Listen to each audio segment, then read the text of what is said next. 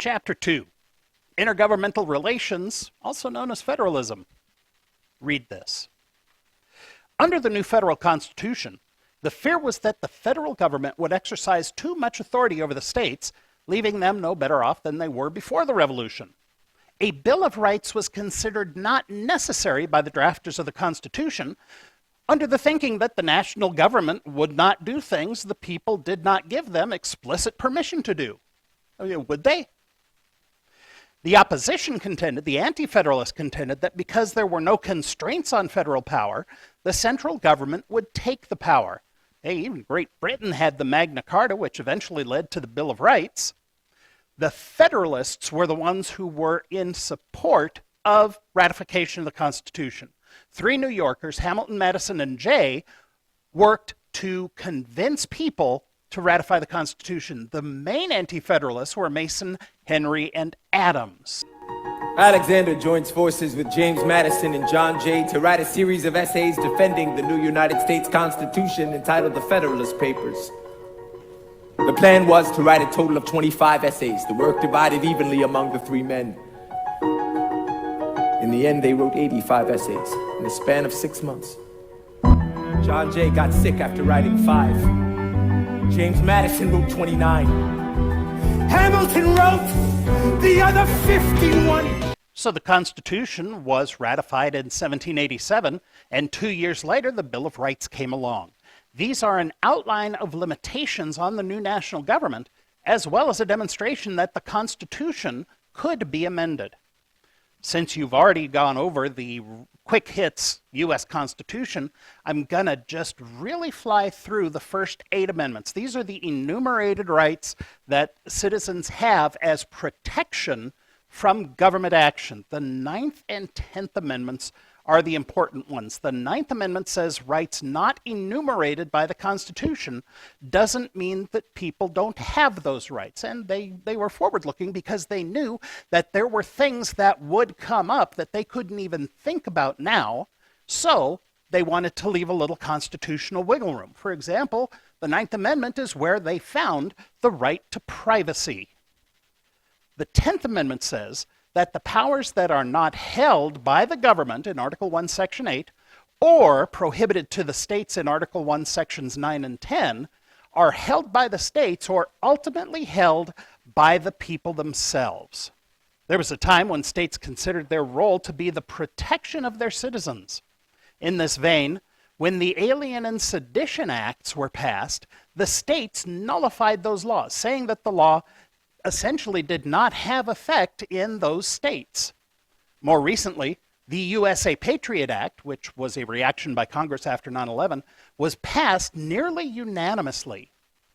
The Patriot Act did some good things, allowed for cross-communication among federal agencies, the CIA, NSA, FBI, as well as communication between state and federal agencies, but there were also some contentious issues in there, like Section 215. 215 allowed the FBI to obtain library checkout records and video rental histories. This was seen by many as an unwarranted intrusion into people's personal lives.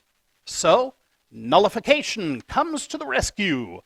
Nullification is where a state or local government refuses to allow enforcement of federal law within its jurisdiction. This is not really legal as such, and there's never been any court case that decided one way or the other whether nullification is actually a thing. And if you really want to get picky about it, the Constitution itself states that the federal law is the supreme law of the land. Ashland passed a resolution saying the city would not stand for the FBI's efforts to collect video rental and library information, even though the library is a county function.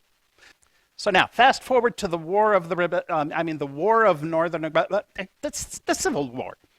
After the Civil War, the 14th Amendment was ratified, saying the National Constitution amendments were meant to apply to the states as well, leading to the Equal Protection Clause.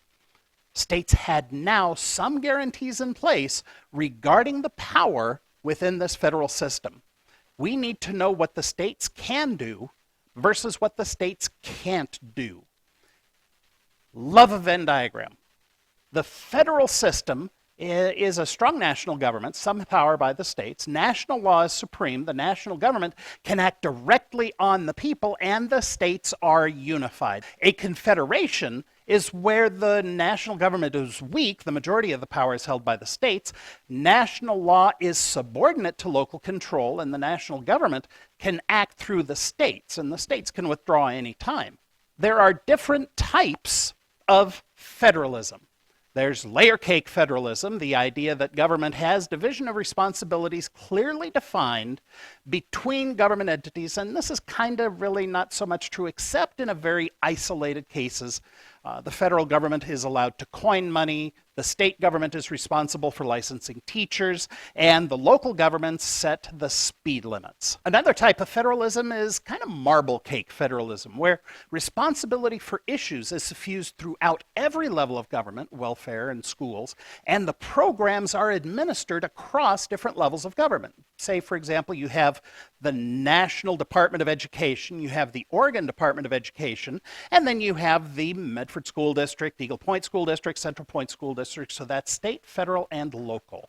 Picket fence federalism is more of a systems approach, where specialists across all levels of government work within their expertise with funding and providing guidance to all levels of government. So it's not just top-down, it's top-down, top-up. It's kind of like a 360 diagram. And then the last one is the coercion federalism. Do this or else. Now you might wonder how money flows from Uncle Sam. And if you look at this graphic long enough, you're getting very sleepy. Oh, sorry. First type are categorical grants or grants in aid. Money is given directly to the states by the central government for a specific purpose, and there are lots of strings attached. You have to do this, you have to do that, like Title IX funding, Title I funding for reading advancement, Title I-D funding for migrant education and the food programs in schools and stuff like that.